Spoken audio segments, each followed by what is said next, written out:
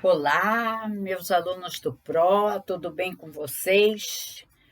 Além dessa quarentena, esse calor imenso, né, que nós estamos vivenciando agora, mas tudo passa, né?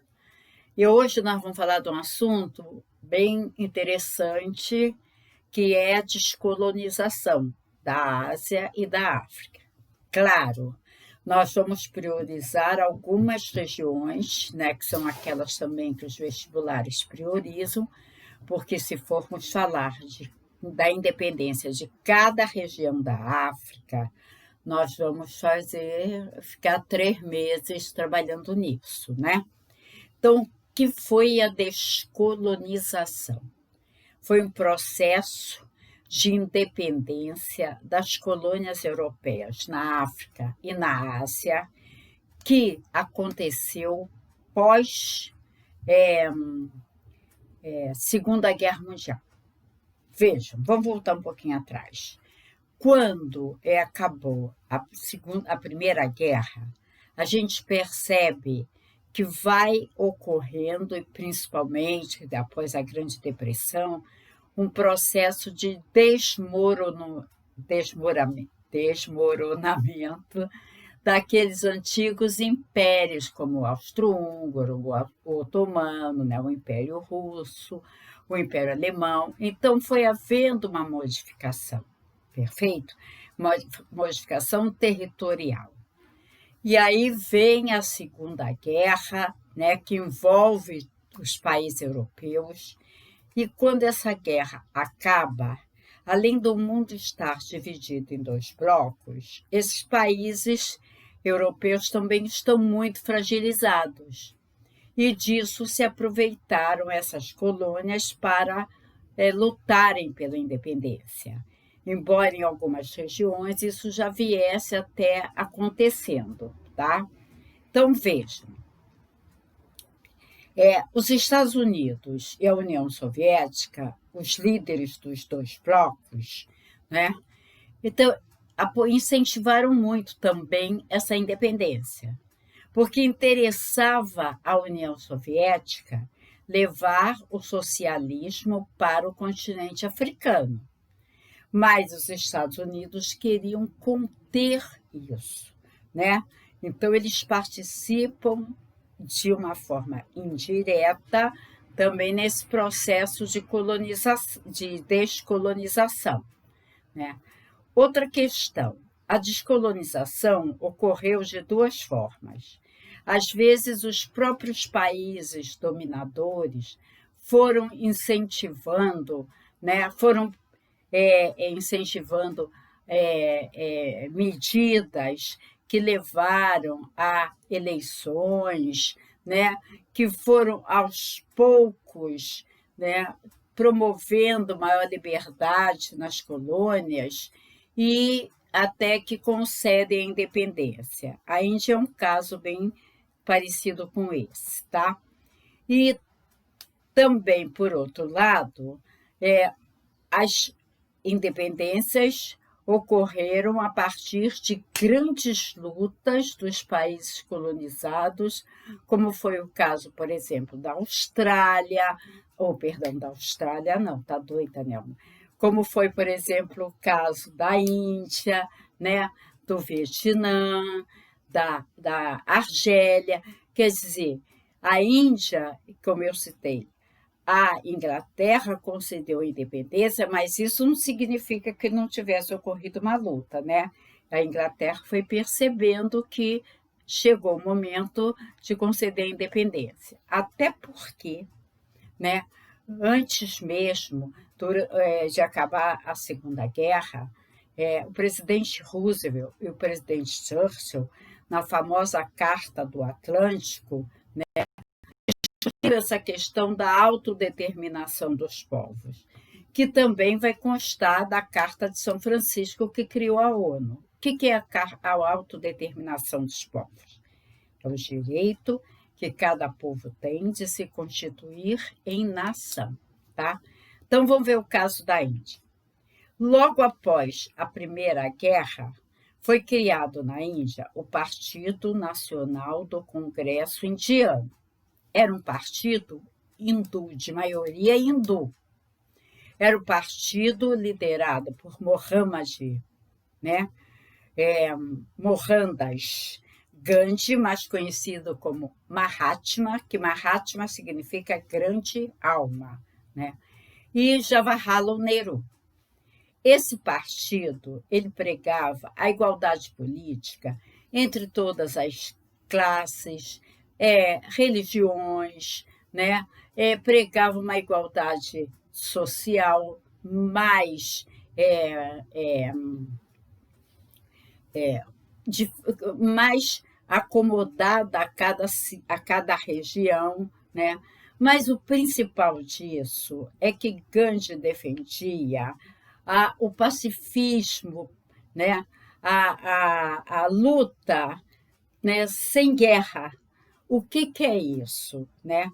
É o não pagamento de impostos aos ingleses, o não consumo de produtos ingleses, né?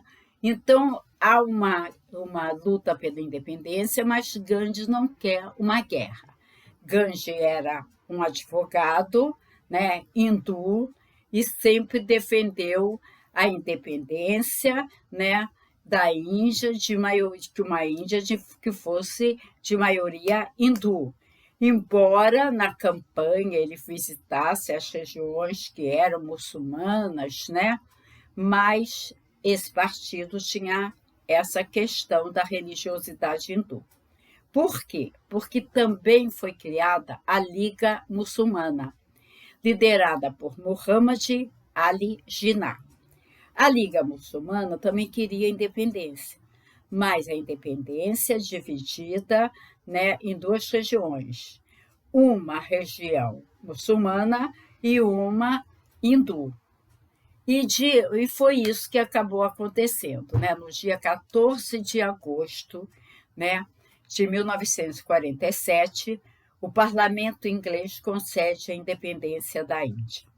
Existe um livro muito interessante sobre isso, que se chama Essa Noite, a Liberdade, né?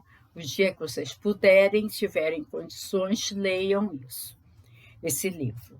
E aí, só que concedeu a independência atendendo os interesses, né, a proposta da Liga Muçulmana. Então, criou-se uma Índia, né, que deveria ser hindu, República Nacional da Índia, e criou-se o Paquistão, né? O Paquistão Ocidental, que hoje é o Paquistão mesmo, e o Paquistão Oriental, que em 1973 passou a se chamar Bangladesh. Então, em 1947, né, a Índia tem independência, mas dessa forma. E o pior é que o Paquistão Oriental e o Paquistão Ocidental eram o mesmo país, divididos por 1.700 quilômetros, quer dizer, divididos entre um Paquistão e outro estava o norte da Índia, né? Isso provocou muitas migrações de muçulmanos que iam para o Paquistão, né, e de hindus que ficaram na Índia. O Paquistão Ocidental hoje é uma das maiores nações muçulmanas. Ela tem aproximadamente 100 milhões de habitantes, todos muçulmanos, é um aliado dos Estados Unidos. E Bangladesh, que foi o Paquistão Oriental, que é uma região muito pobre, inclusive, né? Também, nesse contexto, a Índia teve como primeiro presidente Pandit Nehru, né? Se tornou uma república parlamentar, e Pandit Nehru começa, então, a organizar a Índia, né? Não se aliou nem ao Bloco Socialista, nem o Bloco Socialista, procurou manter uma política externa independente, inclusive foi um dos organizadores da Conferência de Bandung, que eu já falei aqui, né? E depois a Índia foi, depois da morte de Pandit Nehru, a Índia foi governada por 2 momentos por uma primeira-ministra, Indira Gandhi. Não era parente de Mahatma Gandhi. Inclusive, Gandhi foi assassinado em 31 de janeiro de 48 por um hindu fanático que não aceitou aquela divisão que tinha acontecido com a independência, tá? E Indira fez um governo muito desenvolvido para a Índia investiu na produção de computadores, de satélites, até da bomba atômica, muito na indústria de alimentos, né? E então, hoje é muito reconhecida nessa área de software, né? Inclusive, muitas pessoas vão fazer cursos de mestrado ou doutorado na Índia, que ela é muito bem desenvolvida nessa área, tá? E em 48 se deu também a independência do Ceilão, que hoje se chama Sri Lanka, a partir de 73, né, que também era uma colônia inglesa, perfeito? Então, essas independências estão acontecendo paralelas ao que está acontecendo na África, né? Também é preciso lembrar a Indonésia, né, que era uma colônia holandesa, né, foi uma colônia holandesa por muito tempo, também se torna independente nesse período aí. Na África, né, a independência ela foi de uma forma, variou muito de região para região. Está ligada ao chamado pan-africanismo. O que é pan? Todo. Rádio Jovem Pan para todos os jovens, não é isso? Então, o pan-africanismo pregava a independência de toda a África ao mesmo tempo, né? Não era a união de toda a África num único país, impossível, né? Até porque a própria colonização europeia foi responsável pela criação pelo desmembramento de culturas, né, africanas diferentes. Então, o pan-africanismo dizia isso: vamos todos lutar ao mesmo tempo, porque isso enfraquece mais as metrópoles, tá? Também tem que chamar atenção para a negritude. O que foi a negritude? A negritude foi desenvolvida por um advogado do Senegal, que era uma colônia francesa, né, chamado Leopoldo Senghor, que pregava, né, que a independência tinha que vir acompanhada da recuperação dos valores culturais, né? Então, os valores culturais, no sentido de recuperar a sua religiosidade, a sua forma de vestir, a sua forma de alimentar, né? Então, isso também foi muito forte. Também quero lembrar vocês que a maioria dos líderes da independência da África eram pessoas que tinham estudado na Europa, né? Então, e que vêm, né, da Europa com essa ideia da independência. Vamos pegar o caso da África do Sul, que é um caso bastante complicado. A África do Sul foi formada por 4 colônias que eram a colônia do Cabo e a colônia de Natal, que pertenciam à Inglaterra, a colônia do Transvaal e Orange, que pertenciam à Holanda, e a Holanda perdeu essas colônias na Guerra dos Boeres, que eu falei aqui quando eu dei aula de imperialismo, né? Então, a Inglaterra juntou as 4 e formou a África do Sul. Então, você tem uma presença holandesa e uma presença inglesa nessa região. Então, a luta na África do Sul, ela foi desenvolvida pelo Partido Nacional do Congresso Africano. E nesse partido foram se destacando figuras, né, que marcaram muito a história da África do Sul, como Biko, né, como também Nelson Mandela, perfeito? E a África do Sul tinha, no momento da independência, na década de 60, 83% da população negra e 17% de população branca.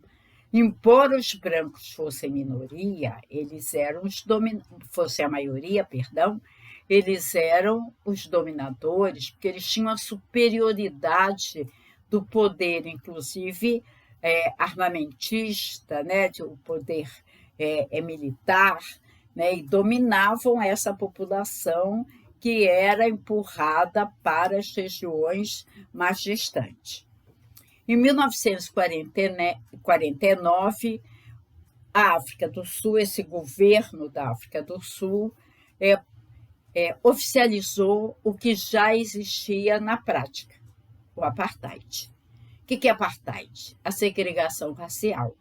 Então, os negros foram proibidos de casar com brancos, os negros foram afastados para os guetos, bairros onde não havia energia, onde não havia água, onde não havia água encanada, onde não havia nenhum programa de saneamento, né? Onde as casas eram construídas com madeira, com telhados de zinco, né? Uma pobreza muito grande. Tá? E também os negros só podiam ir às cidades se eles tivessem um documento, né, que eles chamavam de passaporte. O que é o passaporte? É o documento que te dá direito a entrar num outro país. Ali era o direito que dava aos negros de ir na cidade do país em que eles viviam. E os negros só podiam ir se fosse prestar serviço ao branco. Então, se ele estivesse circulando na cidade e não tivesse esse documento, ele era preso. Bom, no dia 21 de março de 1960, aconteceu o conhecido massacre de Sharpeville, quando aproximadamente 10 milhões de negros saíram às cidades e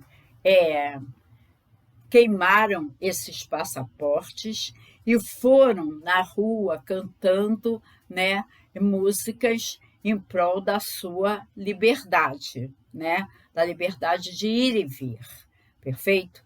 Então, esses negros foram massacrados, tanto que depois, na década de 90, esse dia 21 de março tornou-se o Dia Internacional da Consciência Negra, né?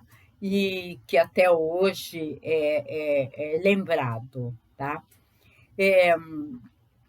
Também nesse ano, o líder desse partido do Congresso Africano acabou sendo preso, que era Nelson Mandela, foi preso em 60 e em 62 foi condenado à prisão perpétua. E em 61, a África do Sul separou-se da Commonwealth e aí tornou-se independente. Bom, com a prisão de Nelson Mandela, quem continua liderando o processo de independência é o primeiro bispo negro da África do Sul, Desmond Tutu, né? Que ainda está vivo e que continua na luta. É uma pessoa que teve uma participação política muito grande nesse processo todo, tá? Na luta contra a segregação, porque conseguiu a independência, mas a segregação continuava. Em 1976, ocorreu o massacre de Soweto, quando calcula-se que milhares de jovens saíram, quer dizer, há quem fale em 20 mil pessoas, isso aí varia muito, né? Mas são milhares de jovens que saem às ruas protestando contra a nova lei educacional, que não permitia nas escolas o ensino da língua nativa, da língua bantu e de outros, né, dialetos.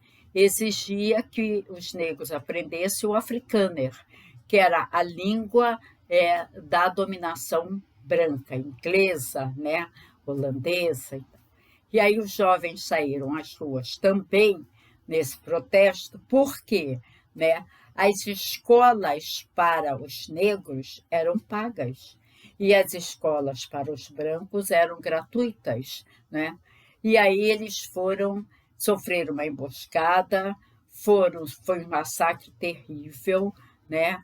E morreram muitas pessoas. Até o final do ano, há um cálculo de que 600 pessoas tenham sido assassinadas por conta desse movimento de Soweto.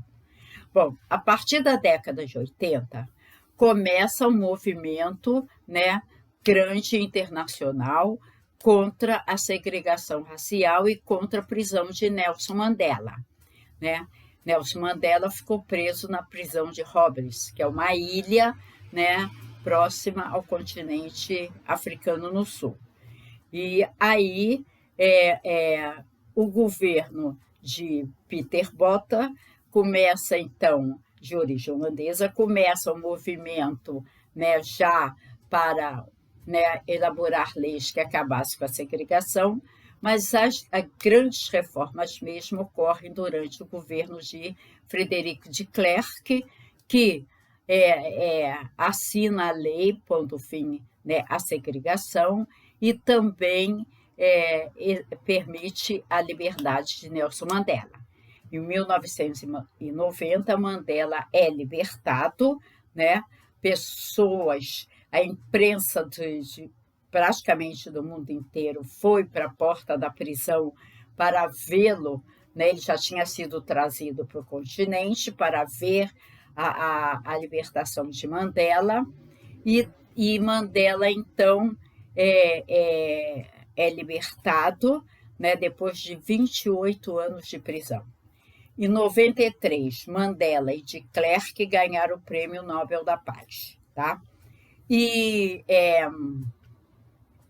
em 94 foram realizadas eleições gerais, Mandela foi eleito presidente, fez um governo todo, né, voltado para a prática para o fim da prática segregacionista de fato, né? Inclusive a própria comissão de segurança dele, o próprio grupo de segurança dele era composto por negros e brancos, governou com dificuldade, né? Depois não quis ser reeleito. Em 94, depois da eleição dele, eleito em 99 Thabo Mbeki, que era um advogado, Mandela também era um advogado, né? E Mbeki deu continuação, tinha sido vice de Mandela, e depois a África do Sul foi governada por Jacob Zuma. O importante é que, desde Mandela até Jacob Zuma, todos foram presidentes do Partido do Congresso Africano. Mandela morreu em 2013, em Joanesburgo, e na sua casa, estava já com 95 anos, e ele foi enterrado numa aldeia, né, de Kuno, onde estavam enterrados 3 filhos deles que tinham morrido durante a repressão. Tá? Bom, a independência da Argélia foi uma independência também, foi a mais violenta na África do Sul. A Argélia pertencia à França, né? E foi uma colônia desde 1830 até 1962. E a luta foi sempre muito violenta, muito. Né? Os argelinos tiveram que lutar bastante para conseguir a independência. Mas a independência foi liderada pela Frente Nacional de Libertação Argelina, criada por Mondlane, e em 1958, então, Nelson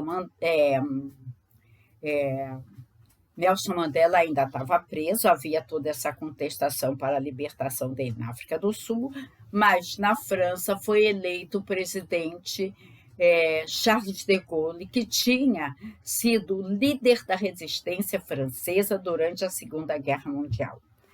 E de Gaulle entende que, né, é preciso acabar com essa violência, né, na Argélia e conceder a independência. Mas ele tinha uma oposição muito grande da extrema-direita dentro do exército. Então, o que ele fez? Ele foi, através de muitas conversações e tal, até que em 62 é assinado o Acordo de Evian, e aí a Argélia se torna independente, né? Até hoje ainda é um pouco dependente economicamente da França, né? É também a independência do Congo. Congo pertencia à Bélgica. E foi uma independência, na verdade, muito pesada, por uma luta muito grande, né? Porque a dominação belga foi violenta, né? As pessoas que não trabalhavam nas minas, né? Elas tinham, já comentei isso aqui, elas tinham a mão cortada, inclusive de crianças de 12 anos, tal, que não fizessem o serviço direito. E essa independência foi conseguida por Patrice Lumumba, né, que tinha uma tendência socialista e fez a independência, mas a região, a Bélgica, incentivou a rebelião de Katanga, uma região mineradora. Patrice Lumumba acabou sendo preso, acabou sendo espancado, né, em praça pública, e foi morto, mas a independência foi concedida e o Congo passou a se chamar Zaire, República do Zaire, e hoje é a República Democrática do Congo. As colônias portuguesas na África, que a gente precisa ter um pouquinho de atenção, e lembrar, Portugal foi o primeiro país a ter colônias na África, primeiro país europeu, e foi o último a conceder a independência. Tá? Por quê? Porque durante muito tempo, Portugal viveu sob o regime fascista de Salazar, né? E esse regime não admitia a independência das colônias, embora elas viessem num processo de luta. Mas, em 1974, abril de 74, aconteceu a Revolução dos Cravos, dia 25 de abril de 74. Eu vou botar um texto sobre essa revolução num outro... Aliás, eu vou colocar essa revolução num texto que eu ainda estou elaborando para vocês, tá? Então, mas só para vocês saberem, essa Revolução dos Cravos foi uma revolução liderada pelos jovens oficiais do exército português. Salazar morreu em 1970. No lugar dele ficou Marcelo Caetano, que continuou essa política fascista, né? Então, a Revolução dos Cravos vai derrubar Marcelo Caetano, perfeito? Então, os jovens se reuniram numa praça, né, em Portugal, no raiar, assim, na madrugada, né? E ficaram aguardando a senha para então ocupar o Palácio Presidencial. Essa senha era através de uma música, Gôndola Morena, né? E como estava um pouquinho frio e tal, algumas mulheres levaram café para os soldados que estavam na praça, né? E uma florista foi entregando um cravo para cada um. Como eles ficavam com a mão na arma, eles colocaram o cravo no cano da arma. E por isso a imprensa deu esse nome, Revolução dos Cravos. Tá? E então essa revolução derrubou Marcelo Caetano, que depois até veio para o Brasil, né? Lembra, em 74 o Brasil está terminando o governo Médici e começando o governo Geisel, né? E então se estabeleceu um governo democrático que vai reconhecer as independências.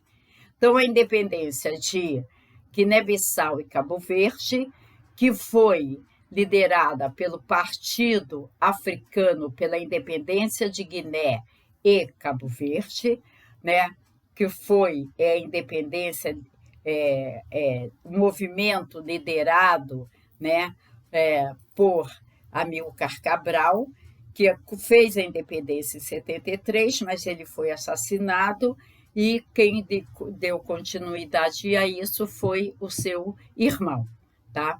Então, a independência é em 73, reconhecida em 74. A independência de Moçambique, que foi a independência, né, liderada por Samora Machel, ocorreu em 74, reconhecido em 75, né? Samora Machel tinha estudado na Universidade dos Povos, em Moscou, que era uma universidade que a Rússia tinha, a União Soviética tinha aberto para quem quisesse estudar lá, qualquer pessoa de qualquer país. E muitos líderes africanos passaram por lá. Então, essa independência, liderada por Samora Machel, né, que procurou instituir um regime socialista. Mas Samora Machel acabou morrendo num acidente aéreo, né, e depois Moçambique foi o governo assumido por uma outra pessoa. Como nós estamos tratando só da independência, a gente não vai entrar em muitos detalhes, né, sobre isso agora, tá? E o interessante é que a viúva de Samora Machel, né, Graça Machel, depois se casou com Nelson Mandela. Ele estava com ela quando ele morreu, tá? Então, Moçambique hoje ele tem uma influência muito grande da China. Quer dizer, a China vem investindo muito em Moçambique, né? Inclusive construiu uma grande ponte lá recentemente. Então, vem investindo muito, assim como vem investindo também na África do Sul. A independência das colônias angolanas, das colônias africanas na África, né, também tem um processo complicado, que é o de Angola. A independência de Angola era defendida por 3 grupos: o MPLA, Movimento Popular pela Libertação de Angola, liderado por Agostinho Neto, né? O grupo a UNITA, União Nacional pela Independência Total de Angola, liderada por Jonas Savimbi, e a Frente Nacional pela Libertação de Angola, liderada por Robert Holding. Tanto a UNITA como essa frente eram apoiadas pelos Estados Unidos, acabaram se unindo. E MPLA era apoiado pela União Soviética, né? Então, foi uma luta muito grande, mas quem vence o processo de independência é o MPLA, né? Agostinho Neto assume o poder, essa independência em 75, ele assume o poder até 79, né? Quando ele morre, e aí vem Eduardo dos Santos, que é engenheiro de petróleo, que governou até o início da década de 20, né? Ele foi reeleito, por exemplo, em 2012, com 78% dos votos, né?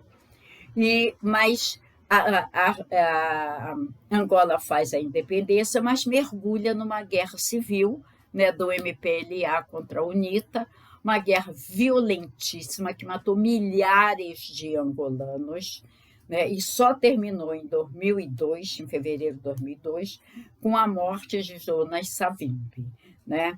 E aí os guerrilheiros da UNITA entregaram as armas, né? E Angola hoje é uma cidade pobre, é uma cidade que ainda depende economicamente de Portugal, ok? Então, eu quero comentar com vocês, eu fiz um texto com tudo isso e com vários mapas para que vocês venham lendo e se localizando na região da qual estaremos falando, tudo bem? Então, qualquer dúvida, falem para mim, tá?